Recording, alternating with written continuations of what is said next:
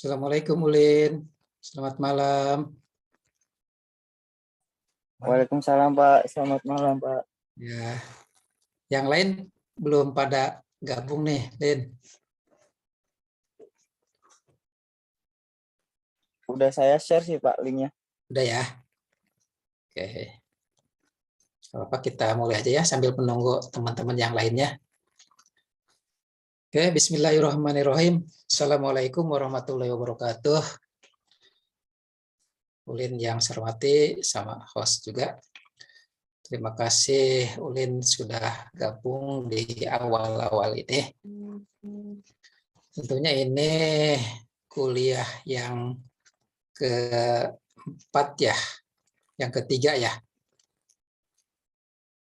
yang keempat. Oke. Di perkuliahan yang keempat ini, alhamdulillah sudah kita lalui materi OM, organisasi dan manajemen, dan tentunya ini sangat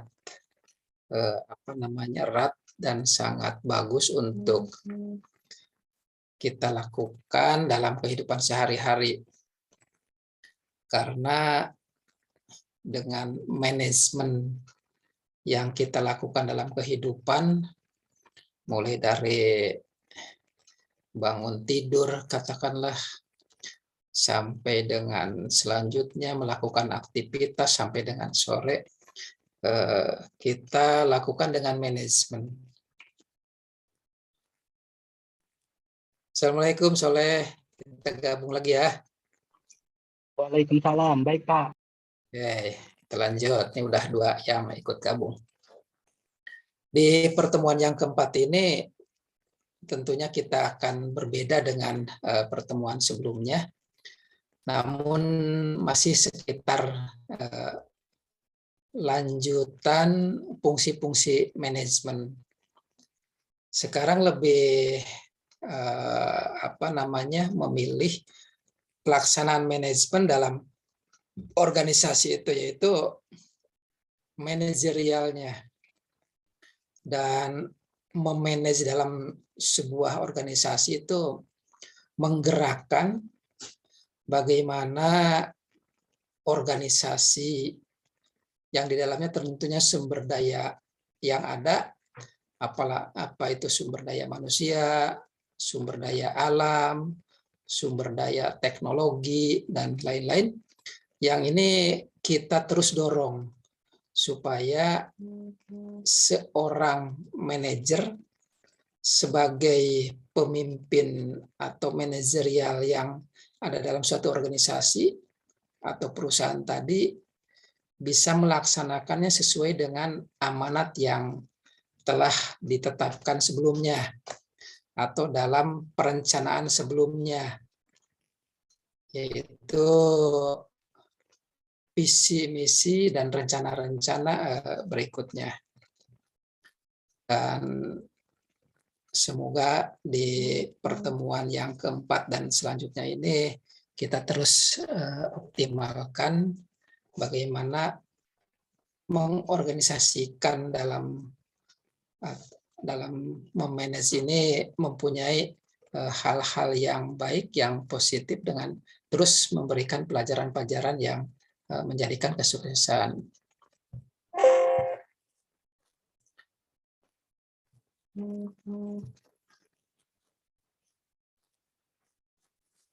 Oke, sekarang yang keempat.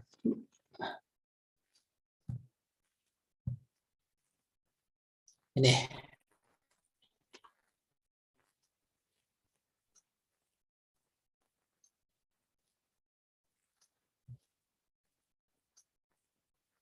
Yang keempat, coba kita teruskan. Mulai dari atas dulu.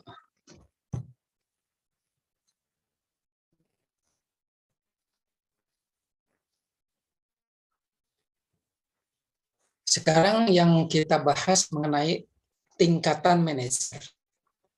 Tingkatan dalam manajemen. Tingkatan manajemen itu yang pertama ada top manager atau top level atau level yang paling atas, yang paling tinggi yaitu Chief Executive Officer. Nah, dalam sebuah organisasi ada 3 level. Level puncak, level tengah, dan level bawah. Atau top manager yang paling atas itu diklasifikasikan atau disebutkan bahwa ini sebagai manajer tertinggi. Manajer tertinggi ini terdiri dari sekelompok kecil eksekutif, karena lebih ke atas itu kalau top itu lebih kecil, sekelompok kecil. Jadi manajemen top ini atau manajemen puncak ini bertanggung jawab atas keseluruhan, baik itu perencanaan, baik itu penggerakan, baik itu SDM, baik itu produksi, pemasaran, semuanya.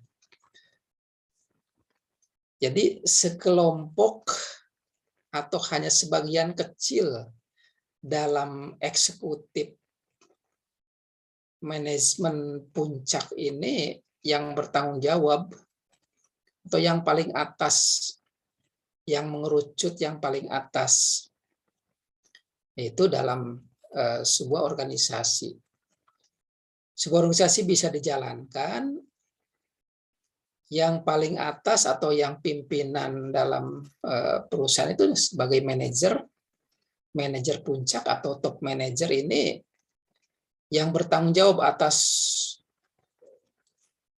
kemajuan, kemunduran, kendala, atau hal-hal yang terkait dengan seluruh organisasi. Top manager ini yang bertanggung jawab, baik majunya, mundurnya, keuntungan, kerugian, semuanya ini yang paling bertanggung jawab adalah top manager atau manajer puncak. Namun dalam pelaksanaan tentunya secara hierarki yang paling bawah atau level bawah ini hierarkinya dalam pelaksanaan kinerjanya tentunya sampai dengan ke level puncak. Dari yang paling bawah ke menengah sampai dengan ke puncak ini. Oke. Coba kita bahas satu persatu. Nah, manajer puncak ini sebutan khas. Di dalamnya ada direktur, ada kepala divisi, oke.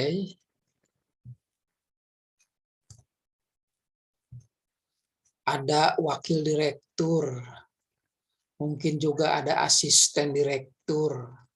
Artinya direktur utama, direktur, dan ke bawahnya sampai dengan asistennya.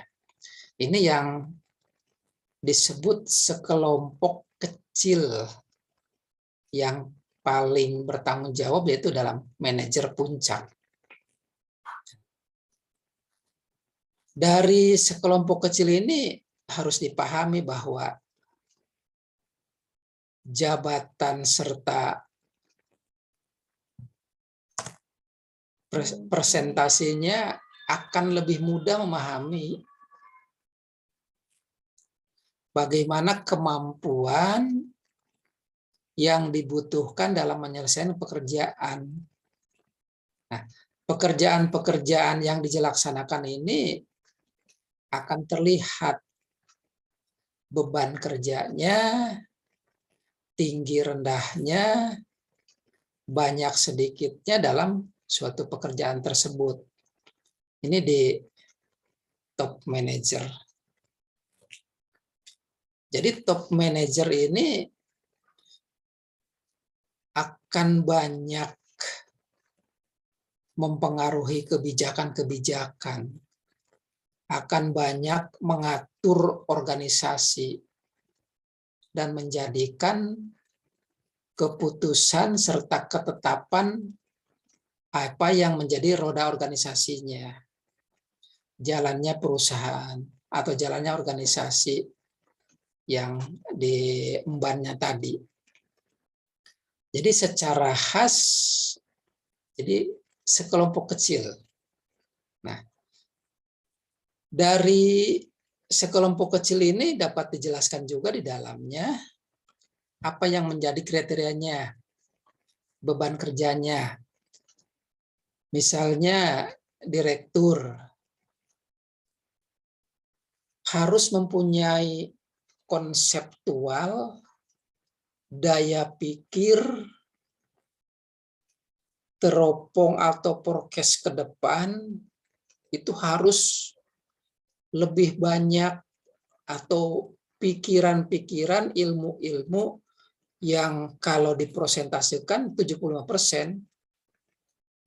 Jadi konsep-konsep sebagai direktur itu untuk dilaksanakan oleh middle maupun lower dalam jabatan yang ada di suatu organisasi, itu konseptualnya harus 70% minimal. Dan persentase ini diukur dari kebutuhan organisasi tadi.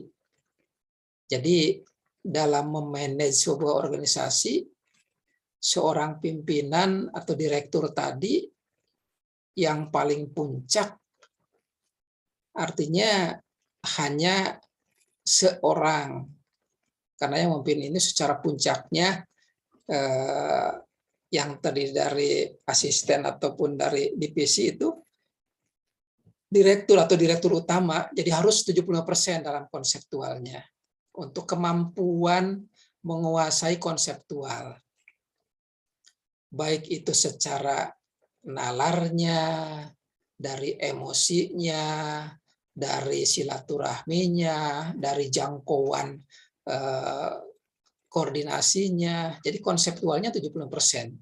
Nah, direktur itu juga dari yang boleh digabungkan 100%, kemampuan manajemen SDM-nya ya 20%, serta teknisnya 5%. Jadi wajar kalau seorang direktur dalam suatu perusahaan tidak mengerti teknis apa yang dilakukan oleh staf bidang keuangan, staf bidang umum, staf bidang perencanaan, staf bidang pemasaran, staf bidang katakanlah promosi, staf bidang produksi, itu tidak mungkin bisa untuk seluruhnya hafal terkait dengan teknis-teknis yang di lapangan.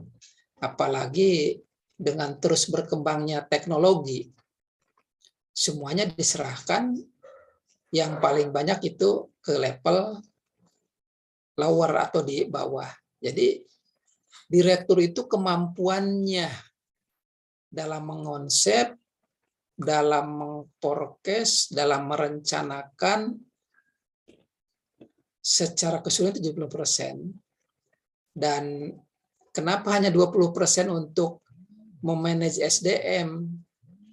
Karena ada bidang-bidang atau divisi-divisi yang lainnya yang harus menguasai lebih dari 20% tadi. Jadi secara fokus tugasnya, direktur itu seperti yang Bapak sampaikan tadi, menentukan dan menetapkan kebijakan dan arah organisasi. Ini yang harus diketahui, jangan sampai nanti adik-adik sebagai middle atau lower, mungkin karena direktur kerjanya hanya di dalam, hanya di ruangan yang tertutup, hanya sendiri, tapi jangan membicarakan atau mengobrol enak amat, direktur gajinya gede, tapi kerjanya sedikit. Jangan bilang gitu. tadi yang disampaikan di atas bahwa top manager itu sebagai tanggung jawab seluruh organisasi yang dimanajerinya atau seluruh organisasi dalam satu manajemen tersebut. Jadi wajar karena seorang pemimpin itu konseptualnya yang diperlukan. Jadi hanya sedikit 5% mengenai teknis. Makanya kalau seorang pimpinan ditanyakan teknis, pasti kurang memahami, dan itu pasti akan didisposisikan kepada level staff, level lower, level yang paling bawah. Walaupun tentu berjenjang dari top manager kepada middle dan diteruskan kepada lowernya atau yang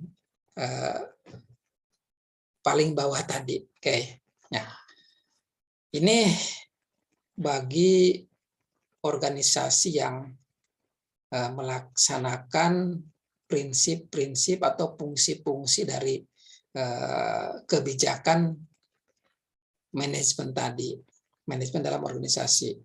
Karena fungsi perencanaan, fungsi pergerakan, fungsi pengorganisasian, fungsi koordinasi, fungsi pengawasan, fungsi pengendalian, ini ada jenjang dari top manager kepada middle yang membawahi langsung kepada lower-lowernya tadi. Oke. Yang kedua tentunya ada wakil dari direktur tadi. Nah, karena di sini wakil direktur atau asisten direktur, tentunya konseptualnya untuk disampaikan kepada pimpinannya sebagai direktur. Karena di asisten-asisten direktur itu banyak diperlukan sesuai dengan job-nya, sesuai dengan klasifikasinya, sesuai dengan keinginan dan harapan dari organisasi tersebut. Walaupun dari segi pendidikan, mungkin direktur bisa aja S1. Dan juga asisten direktur bisa aja S2 atau. Nah, dari pendidikan tersebut akan mengikuti, tetapi tetap apa yang ditugaskan sebagai direktur atau top manager itu level yang harus dipunyai, kemampuannya direktur 70% dalam daya pikir, daya nalar, daya terapannya itu harus lebih besar daripada asisten direktur. Nah, pemimpin itu jangan selalu menyerahkan kepada wakilnya, direkturnya sendiri tidak tahu apa-apa, itu tidak boleh begitu. Tetap harus kemampuan konseptualnya lebih tinggi daripada asisten direktur.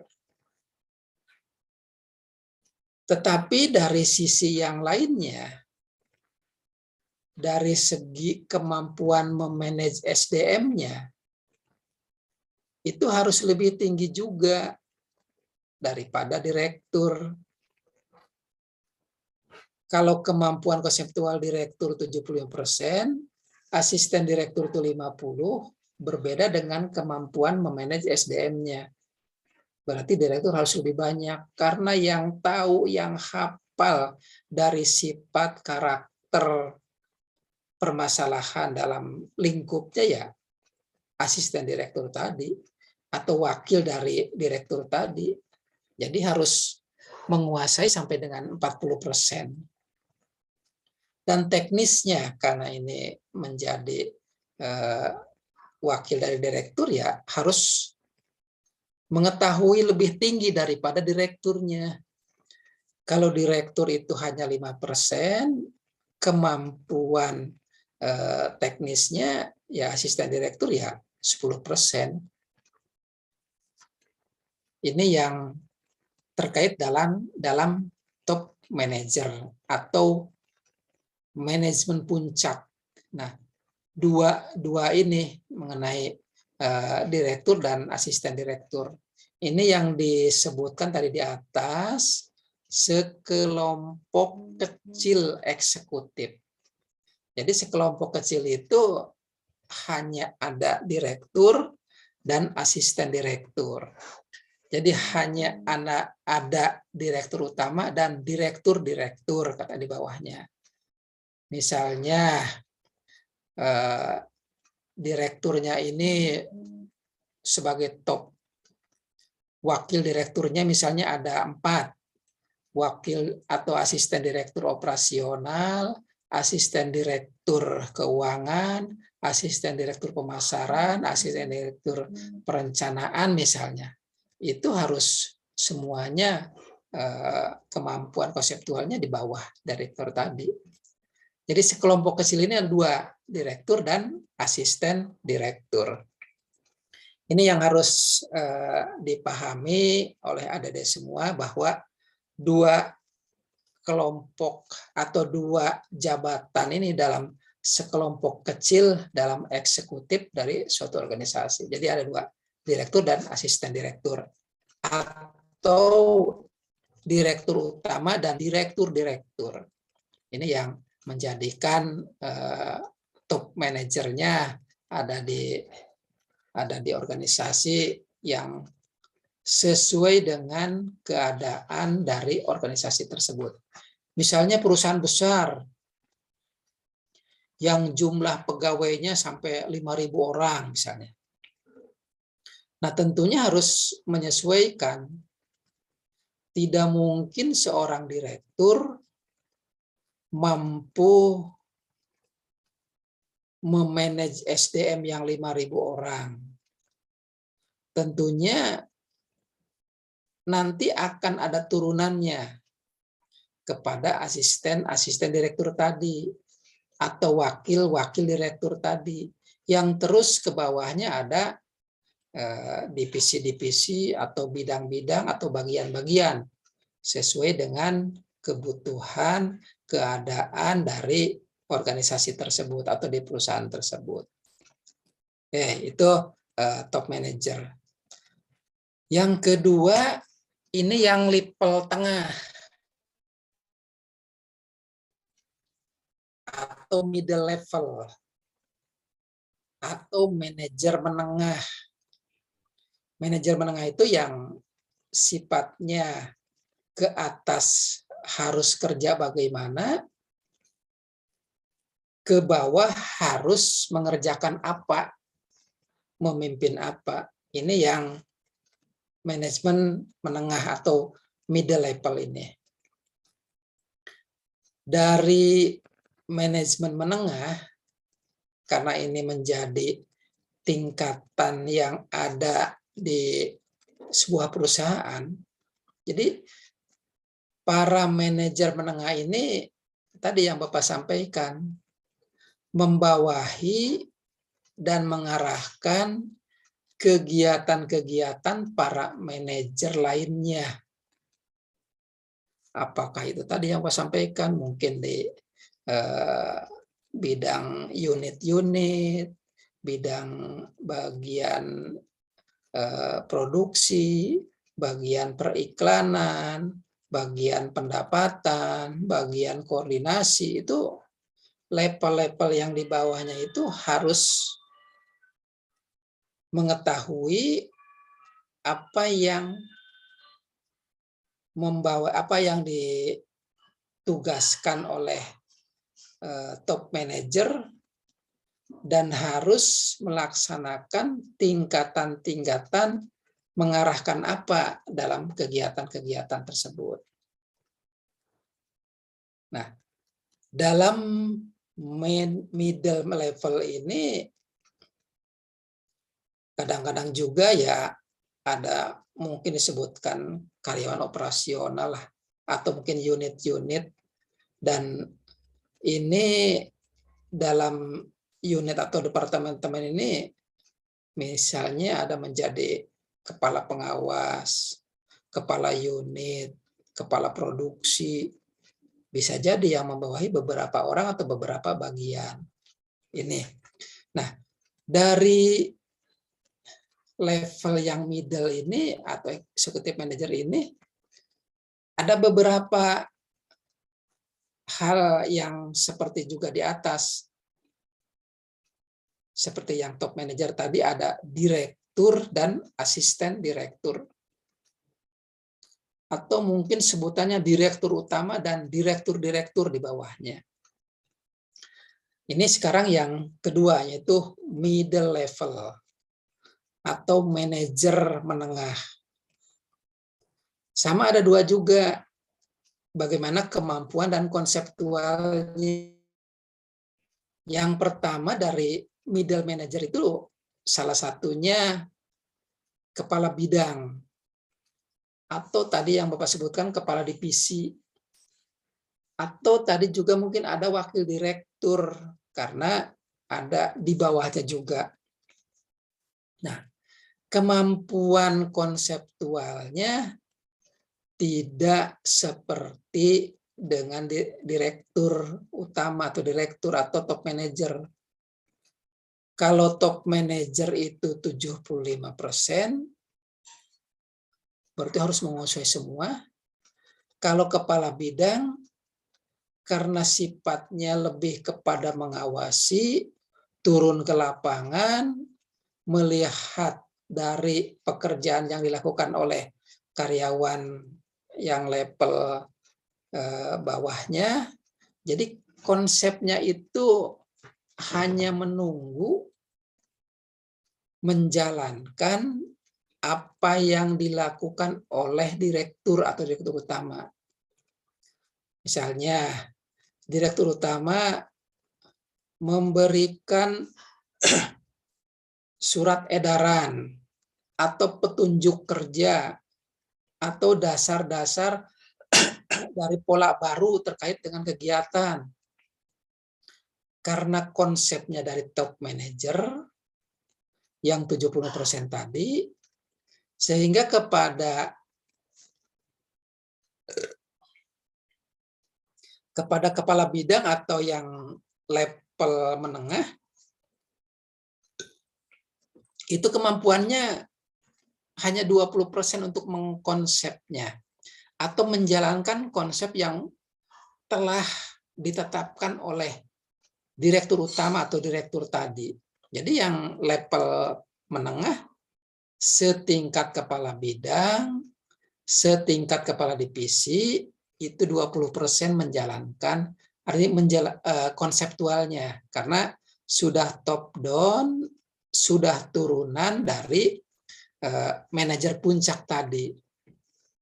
Jadi kemampuannya 20%. Nah, kenapa ada kemampuan 20%? Karena pasti dalam surat edaran tadi ada penjelasan-penjelasan. Ada dari perintah-perintah tadi pasti ada penjelasan-penjelasan. Itulah yang 20% yang harus dilakukan oleh kepala bidang atau kepala divisi.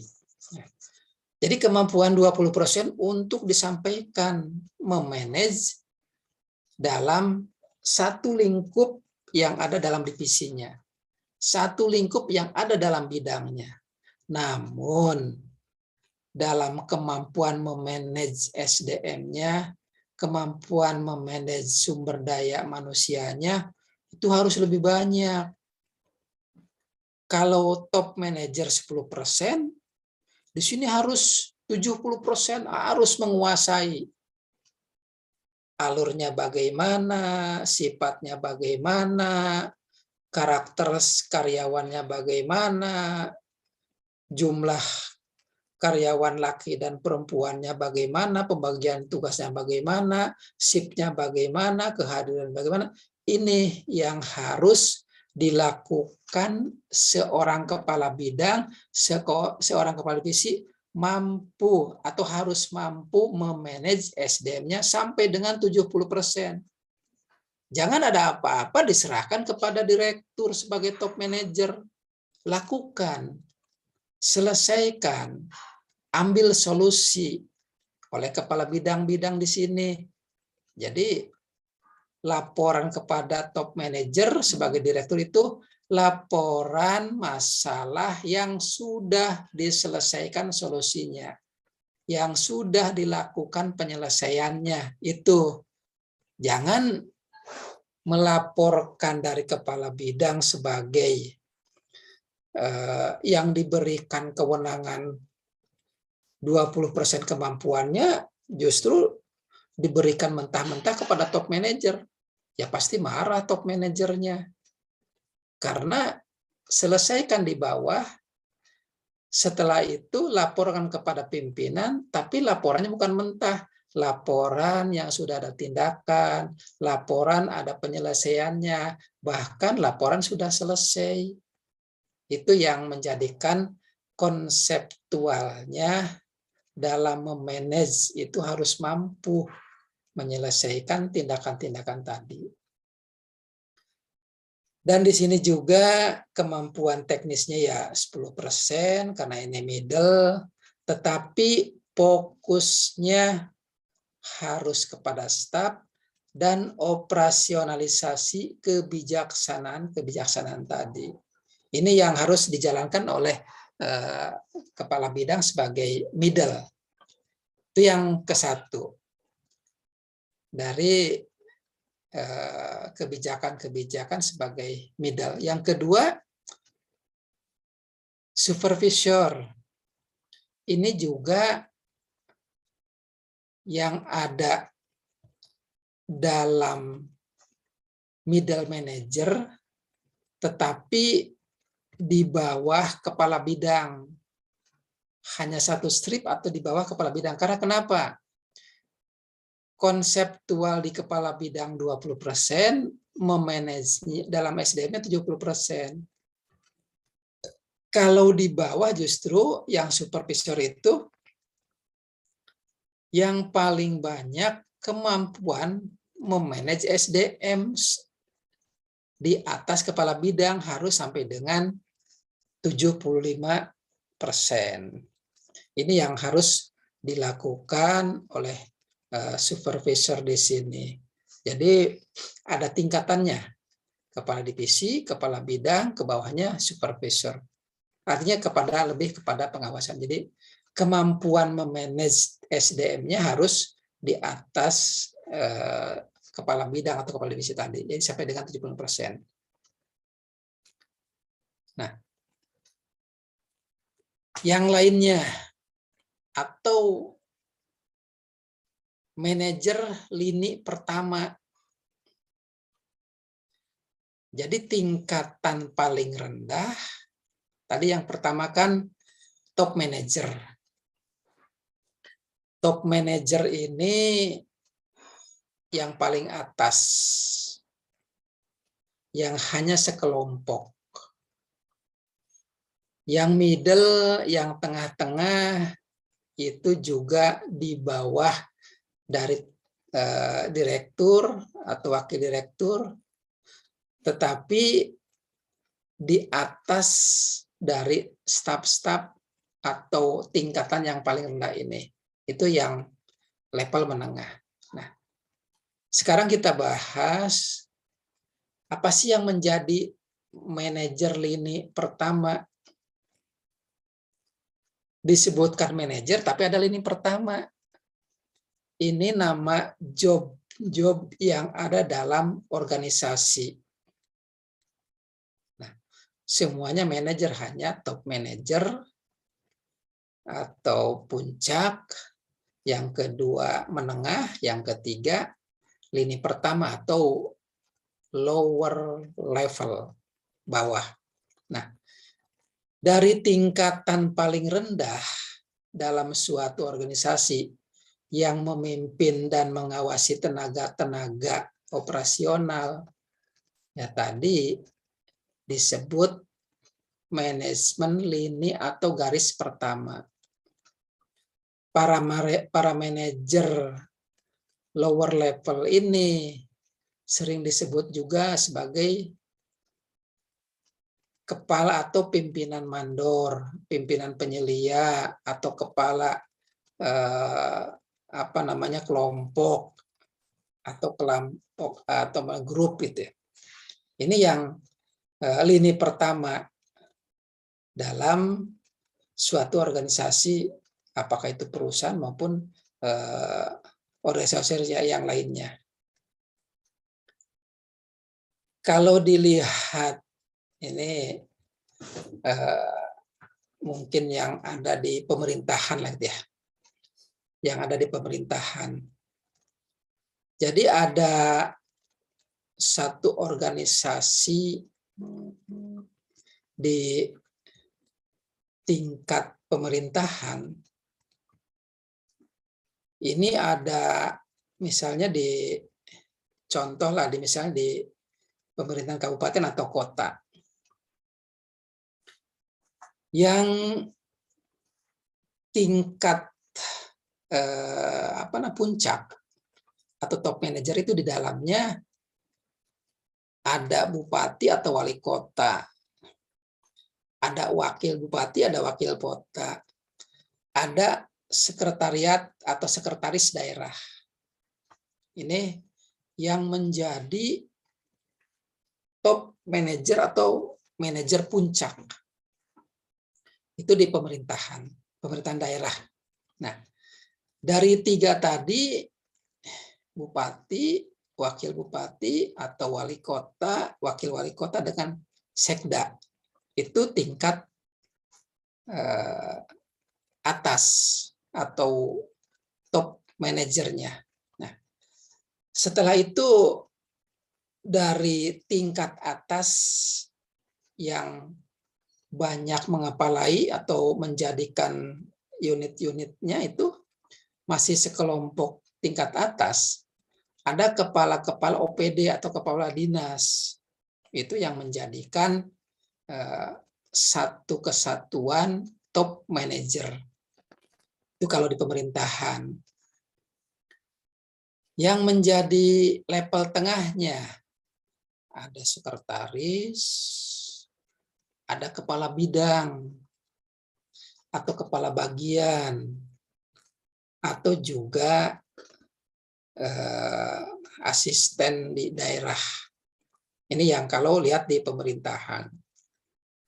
Terus, mana yang menjadi lini pertama atau manajer lower levelnya?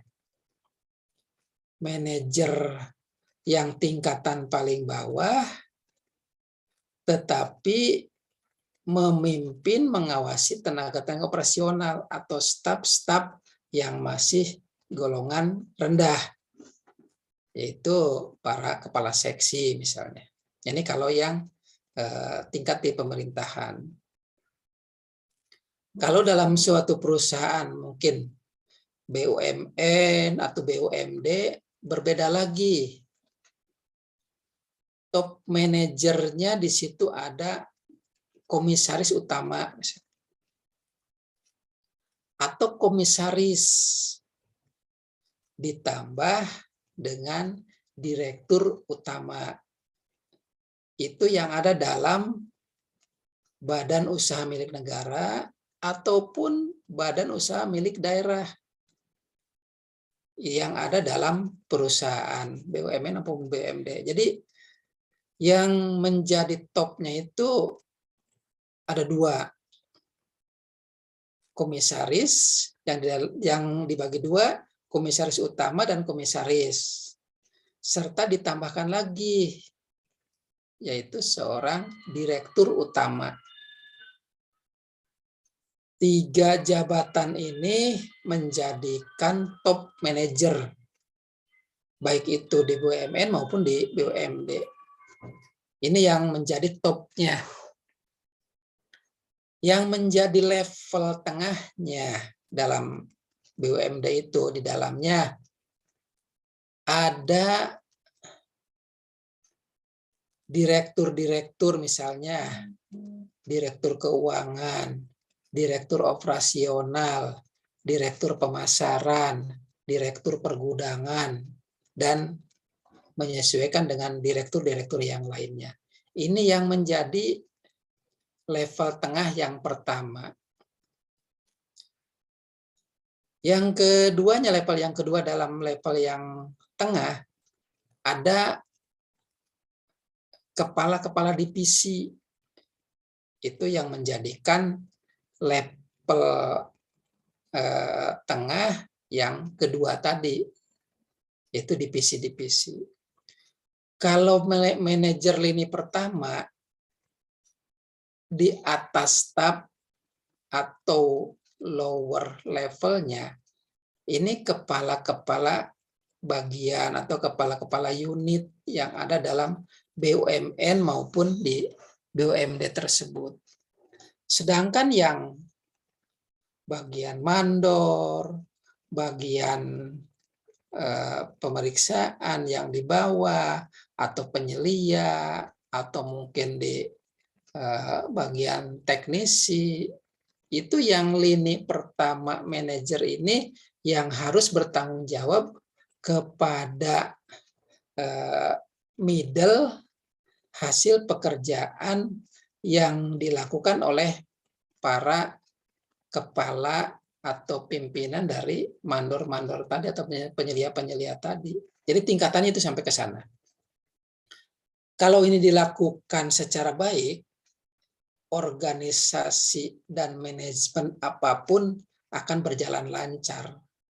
Karena tidak mungkin seorang manajer, seorang komisaris utama, seorang komisaris, seorang direktur utama dalam sebuah badan usaha atau perusahaan tadi tidak mungkin bisa mengawasi kepada para mandor atau kepada penyelia, pada kepala-kepala unit yang paling di bawah. Karena bukan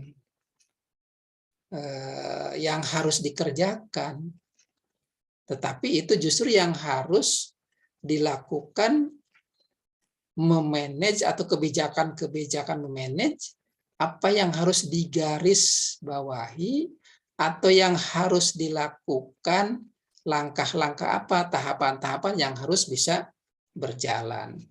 Jadi ini tingkatan-tingkatan dari level-level manajer tadi. Oke. Kita lanjut. Itu tadi jenis-jenis dari level-level manajer yang ada dalam suatu perusahaan. Bisa dicontohkan dari pemerintahan, dari BUMD, BUMN, atau dari level-level perusahaan yang lainnya. Atau mungkin lebih gampang kalau melihat dari organisasi kelurahan lah. Lurah itu sebagai top manager, ya.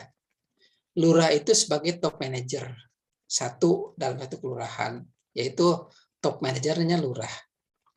Lurah membuatkan kebijakan-kebijakan pembangunan, kebijakan keamanan, kebijakan kebersihan, kebijakan ketertiban. Lurah menyampaikan dari berbagai hasil yang ada, sampaikan ke bawahnya, yaitu kepada sekretaris lurah atau sekel. Nah, itu sebagai level kedua atau level menengah. Nah, dari level menengah itu, sekretaris kelurahan menyampaikan lagi kepada manajer lini pertama, yaitu para kepala seksi. Di kelurahan itu ada seksi keamanan, ada seksi kesejahteraan sosial, ada seksi lingkungan, dan lain-lain. Nah, dari kasih itu, kasih pemerintahan misalnya, kalau ada keperluan-keperluan dari masyarakat tentang pemerintahan, misalnya kartu penduduk, apakah buat baru, atau memperpanjang, atau pergantian, atau yang lainnya. Dalam level lini pertama, kepala seksi pemerintahan yang dikerjakan oleh staf dari seksi kelurahan, itu dijenjangkan atau dibuat tembusannya, terusannya kepada level yang menengah, kepada sekretaris kelurahan. Baru seluruhnya ditandatangani, dibuatkan persetujuan, dibuatkan rekom, dan dibuatkan pengantar-pengantar yang lainnya oleh lurah sebagai manajer dalam pemerintahan yang paling bawah, yaitu di kelurahan-kelurahan tadi. Itu yang lebih mudahnya. Atau mau melihat di organisasi yang lainnya, misalnya koperasi lah gitu ya. Misalnya koperasi. Koperasi itu sebagai badan hukum usaha yang didirikan oleh orang-orang yang terdaftar. Misalnya katakanlah ada 10 orang sebagai pendiri dari koperasi. Nah, 10 orang yang pendiri ini menjadikan yang punya pemilik dari koperasi tadi. Tapi dalam pelaksanaannya sebuah organisasi manajemen koperasi memberikan kewenangan dalam mengelolanya kepada seorang manajer, yaitu manajer yang ditugaskan untuk mengelola terkait dengan koperasi tadi. Nah, seorang manajer kan tentunya dalam koperasi ini perlu dibantu oleh level yang tengah atau middle, atau dibantu oleh level yang lower, yang bawah. Nah, misalnya seorang manajer, oh saya perlu wakil dari manajer, saya perlu sekretaris dari manajernya ini, saya perlu bendaharanya, saya perlu dari pemasarannya. Itu yang level menengah dan level lini pertama atau lower levelnya. Lower levelnya ini yang harus ada dalam tingkatan organisasi dalam memanage perusahaan koperasi katakanlah, atau bisnis yang ada dalam koperasi tadi. Ini harus dilakukan. Apa menjadi langkah-langkahnya dalam organisasi koperasi tadi? Dimanapun, apapun tadi yang Bapak sampaikan, manajemen dan organisasi ini harus berjalan bersama-sama. Karena tingkatan-tingkatan yang ada dari mulai top, lower, atau menengah dan lower, ini harus selalu berjalan beriringan tadi. Oke.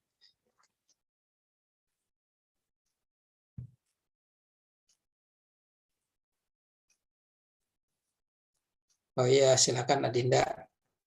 Bapak baru baca ya, terus ya Adinda ya. Oke, kita teruskan. Dalam tingkatan manajer tadi, itu yang dicontohkan dalam organisasi dan manajemen dimanapun berada. Pemerintahan, swasta, perusahaan, koperasi, BUMN, BUMD, tetap harus ada. Tergantung dari jumlah job jabatan-jabatan yang sesuai dengan yang ada dalam organisasi tadi. Jadi manajemen dan organisasi ini sejalan, di dalamnya harus ada. Tergantung berapa level atau berapa tingkatan yang ada dalam suatu perusahaan tadi, suatu organisasi tadi. Tapi dari top, dari menengah dan dari bawah itu harus dijelaskan supaya kewenangan, kewajiban, dan tanggung jawabnya siapa yang harus dilaksanakan. Berbeda dengan tanggung jawab yang ada, misalnya gini, seorang manajer lini pertama karena ini perusahaannya cukup bagus, dalam sehari-harinya untuk pelaksanaan operasional katakanlah diberikan sepeda motor misalnya oleh top manager tadi, oleh top pimpinan tadi. Nah, tanggung jawab di sini harus dibedakan. Misalnya manajer lini pertama karena diberikan motor, tentunya tanggung jawabnya, pemeliharaannya, dan juga pengawasan penjagaan motor tadi bukan oleh top manager tadi, tetapi yang megang kendaraan motor tadi. Karena kenapa? Jangan sampai pengertiannya walaupun di level top ini tanggung jawab semua yang ada dalam perusahaan oleh top manager, tapi bukan itu. Nanti Bapak jelaskan satu persatu. Nah, kalau hal yang tadi misalnya motor ternyata ada kehilangan, ada kecurian, itu kalau motornya dipegang oleh manajer lini pertama, tanggung jawabnya lini pertama yang pegang motor tadi, bukan dibebankan kepada middle bahkan top manager, itu berbeda. Nah, kecuali misalnya gini, ini yang menjadi beban top manager. Lini pertama mengerjakan pekerjaan. Dalam pekerjaannya tadi membuat satu produk. Produknya tadi dibungkus, dikemas, di-packaging secara rapi. Sudah berjalan. Karena barang atau produknya ada di dalam, dikemas, dibungkus, di-packaging tadi, jadi deteksi yang dari bawah kepada lini pertama kepada menengah atau berjalannya tadi pengawasan, ternyata setelah menyampai kepada pelanggan, nyampe kepada konsumen ternyata ada kesalahan, itu bukan menjadi tanggung jawab lini pertama lagi, tetapi sudah top, itu top manajer harus bisa, harus mampu. Karena kan tadi bebannya 70% atau 75% dalam memanage SDM. Itu tanggung jawab di situ. Jadi kesalahan-kesalahan itu bisa berjenjang. Tapi top manajer pasti, karena top manajer diberikan tanggung jawab penuh, akan memberikan teguran kepada bawahannya, kepada level tengah, kepada lini pertama atau lower level itu. Pasti teguran itu harus itu oleh manajer puncak. Apakah teguran pertama atau teguran kedua atau mungkin peringatan keras. Walaupun top manajer bertanggung jawab, tapi harus ada saluran-salurannya atau SOP-nya apa yang harus dilakukan. Bahkan top manajer walaupun mengambil alih tanggung jawab, bisa saja menegur, memecat, mengurangi gaji, mengurangi honor, mengurangi pendapatan dari yang dilakukan oleh manajer lini pertama maupun manajer tengah atau middle. Itu di situ harus. Nah, jadi makanya Bapak sering menyampaikan antara SDM karyawan itu harus jelas tertulisnya apa yang menjadi kontraktualnya dalam bekerja tadi. Nah, dalam penjelasan-penjelasan manajer top, manajer middle, dan manajer lower, itu siapa yang menjadi tanggung jawabnya. Jadi banyak yang menjadi tanggung jawab, apakah di puncak, di tengah maupun di bawah. Dan siapa yang menjadi tanggung jawabnya, ini yang harus jelas juga. Jadi dalam pelaksanaan mana yang menjadi tanggung jawabnya, di situ tertuang dalam kontrak kerja, dalam standar operasional, dalam peraturan perusahaan, ataupun dokumen-dokumen yang lainnya yang harus dilakukan agar perusahaan itu berjalan sesuai dengan prinsip manajemen tadi. Dilakukan, menjadi tujuannya apa, kapan selesainya, produknya apa, itu nanti akan di sana. Itu yang tingkatan manajer ya. Jadi ada semua. Oke, selanjutnya dari tingkatan manajer ini tadi kan dari manajer ini di dalamnya ada yang dilakukan oleh kepala seksi atau kepala subbag atau subbidang dalam tingkatan lini pertama atau lower level itu. Dan yang kedua oleh kepala unit maupun koordinator. Ini yang harus dilakukan. Nah, sekarang kita bahas di lini bawah itu atau level lower itu,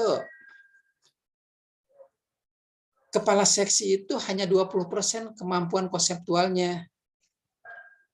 Karena yang lebih besar seperti Bapak sampaikan itu ada di top manager 75 dan 50% oleh middle. Jadi yang di lini pertama ini 20% untuk kemampuan daya nalar, daya memimpin, mengkonsep sesuai dengan yang diarahkan oleh top manager. Jadi 20% di sini.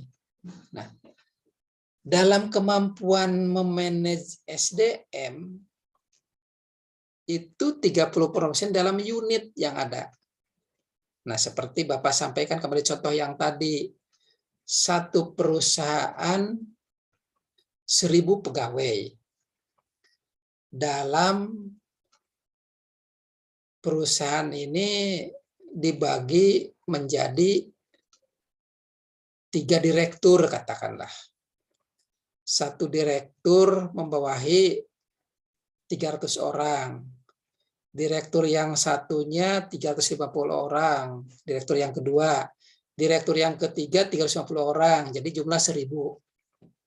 Nah, dari jumlah yang direktur per direkturnya tadi 300 orang, ke bawahnya sebagai yang middle, katakanlah satu direktur dibagi 3. Berarti ada 3 divisi, itu 100 orang, 100 orang, 100 orang. Jadi 3 divisi dalam satu direktur, katakanlah contoh lebih realnya, direktur operasional misalnya gitu ya. Nah, direktur operasional itu membawahi divisi-divisi, ada 3 divisi.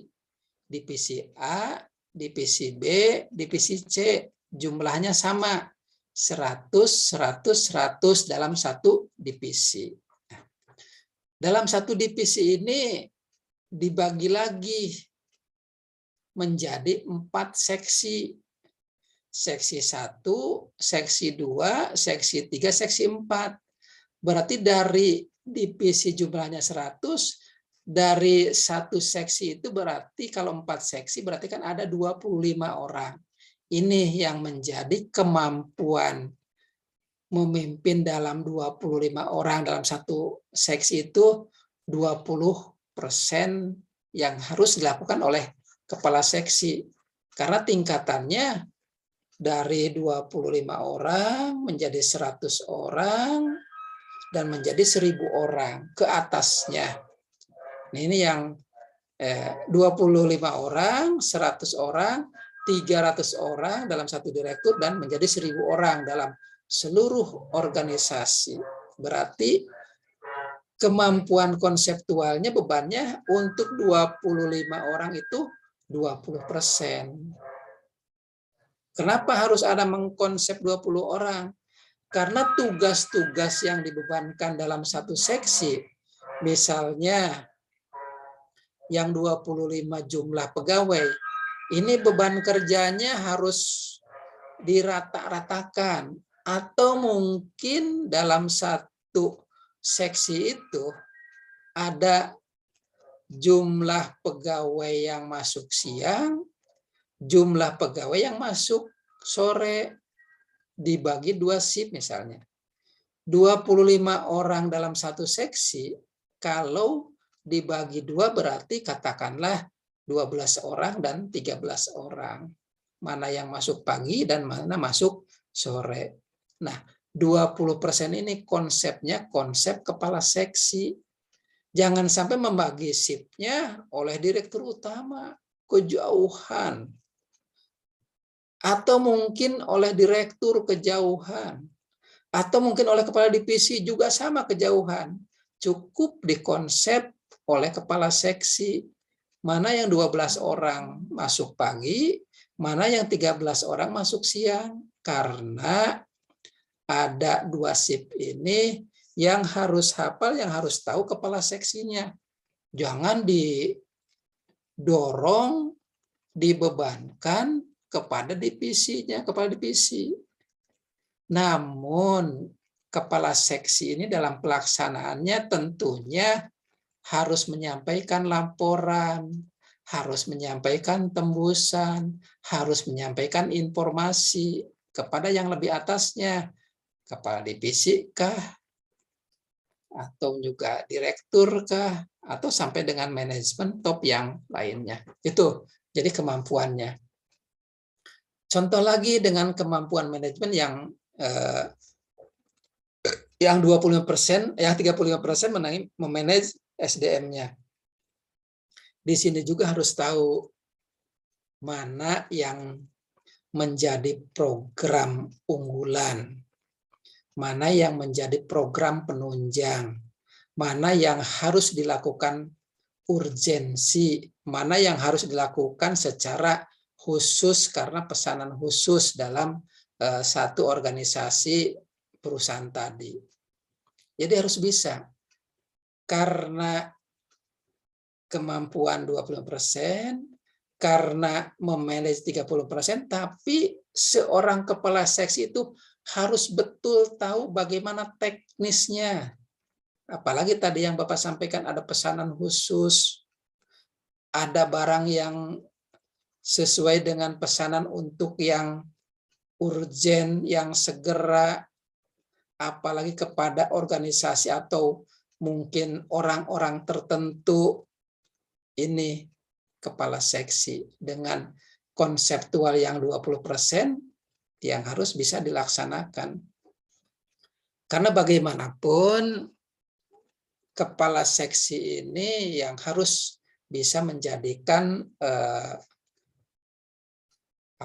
produk-produk dapat terus digemari oleh para langganan, oleh masyarakat. Ini yang akan menjadikan satu kesatuan dalam memanage organisasi itu akan lancar. Oke, itu tingkatannya. Kepala seksi, kepala unit maupun koordinator. Ke bawahnya lagi dari kepala seksi, kepala unit. Nah, kepala seksi katakanlah tadi 25 orang.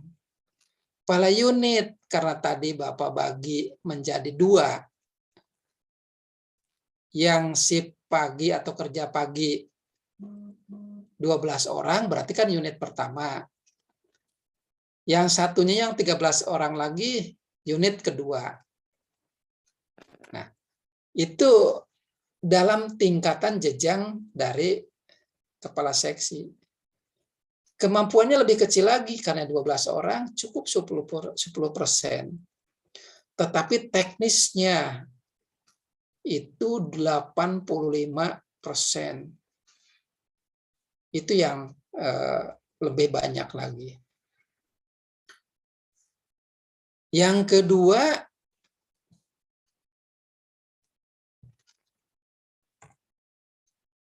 Oke. Yang kedua, koordinator atau ketua tim. Nah, tadi Bapak dari kepala seksi 25 orang. Dibagi dua menjadi kepala unit 1 yang masuk pagi 12 orang. Itu kemampuan teknisnya 85%. Tetapi ada yang di bawah lagi, dari 12 orang itu ada koordinator-koordinator. Karena ada dibagi 3 ruang. Ruang 1, ruang 2, ruang 3. Dari 12 orang itu dibagi 3, berarti satu ruangnya, satu koordinatornya 4 orang, lebih mengerucut lagi. Dari 4 orang tadi sebagai koordinator, kemampuan teknisnya itu hampir 100%, atau 95%, karena hanya 4 orang, itu kemampuan teknis. Dan konseptualnya hanya 5%. Itu lebih kepada hal-hal yang penunjang aja. Nah, jadi tingkatan-tingkatan ini harus dilakukan oleh jenjang yang paling banyak adalah di level lower, di lini tingkatan yang pertama, atau lini yang paling bawah. Ada beberapa tahapan-tahapan atau jenjang-jenjangnya, sampai dengan koordinator. Kalau diurutkan, ada semua, yang paling rendah itu staf, secara pribadi-pribadi. Dengan contoh yang Bapak tadi ya, misalnya yang 1.000 orang karyawan, ini contohkannya. Level paling bawah staf, karena pribadi-pribadi. Koordinator hanya 4 orang, tadi yang Bapak contohkan tadi. Kepala unit 12 orang, seperti yang contohkan tadi.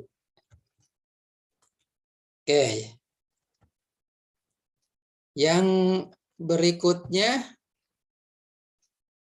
dari koordinator unit ke atasnya seksi atau kepala seksi, kepala subag, itu 25 orang. Nah, dari kepala seksi 25 orang ke atasnya manajer lini pertama, yaitu 100 orang. Dan ke atasnya lagi kepada middle atau supervisor itu 300 orang. Dan terus dalam satu perusahaan mencapai 1.000 orang. Itu adik-adik. Jadi tingkatan-tingkatannya dari koordinator, unit, kepala seksi, dan sampai dengan manajer top, apakah direktur ataupun direktur utama. Ya itu ya, mudah-mudahan terbayang oleh adik-adik dari jumlah-jumlah tahapan-tahapan dalam manajemen manajer ini ya, dalam mata kuliah organisasi dan manajemen. Oke. Kalau ada yang mungkin nanti ditanyakan di sini boleh, atau mungkin mau dijapri boleh, untuk diskusi silahkan. Untuk beberapa yang kita diskusikan. Oke, itu mengenai level-level. Yang berikutnya, perbedaan tingkat manajemen itu akan terlihat bedanya dari fungsi-fungsi manajemen tadi. Ada 3 keterampilan dalam sebuah tingkatan manajemen ini. 3 keterampilan yang harus dimiliki seorang seiring dengan rendah dan tinggi sebuah jabatan, itu conceptual skill, human skill, technical skill. Top manager, middle manager, lower manager. Kemampuan konsep, keterampilan berhubungan dengan orang lain, kemampuan bidang teknik pekerjaan. Nah, dalam kemampuan-kemampuan ini seiring tinggi rendahnya, seiring banyak dan sedikitnya jabatan atau kekuasaan atau tanggung jawab, tentunya tadi disampaikan bahwa top manager, middle manager, lower manager atau lower level ini dilihat akan konseptualnya, human-nya, teknikal itu akan terlihat, sehingga perjalanan-perjalanan dalam organisasi itu harus ada. Jangan pelaksanaan dalam organisasi itu semaunya. Kalau semaunya ya acak-acakan ya. Organisasi apa kalau semaunya? Mungkin dari manajernya karena tidak mampu dan tidak bisa mengendalikan organisasi, mana yang menjadi konsep, yang menjadi human, yang menjadi teknikal, semaunya, itu akan terlihat acak-acakan. Apalagi sekarang nih adik-adik, dalam kebijakan pemerintah pusat terkait dengan pengembangan pemulihan ekonomi, khususnya di masyarakat, harus terlihat bahwa di masyarakat itu para pelaku ekonomi akan terlihat mana yang biasa-biasa, mana yang naik kelas, mana yang bisa mempengaruhi masyarakat yang lainnya untuk berpartisipasi wirausaha, membantu lingkungan. Ini yang akan terlihat dengan naik kelasnya. Misalnya konsep skillnya. Dulu perusahaan ini atau wirausaha ini memperkerjakan karyawan 5 orang. Tapi dengan percepatan konsep-konsep ini akan mempengaruhi, mengikuti perkembangan, dengan kemajuan wirausahanya, karyawannya bertambah. Yang di Januari itu mungkin hanya 5 orang, sekarang bulan Maret itu 27 orang. Karena kebutuhan masyarakat, produk-produknya ini dipenuhi oleh wirausaha tadi.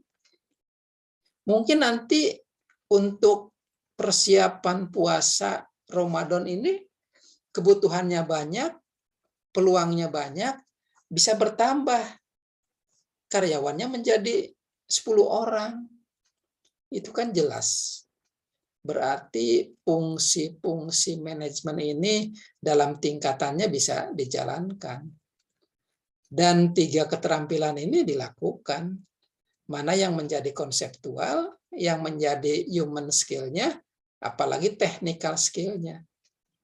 Itulah para pengusaha, para wirausaha, para karyawan-karyawan yang mengerti terkait memanage sebuah organisasi atau mengelola organisasi dan manajemen dengan baik, pasti akan tahu konseptualnya, human skill-nya, technical skill-nya, dan juga memanfaatkan peluang-peluang untuk meningkatkan kegiatan usahanya.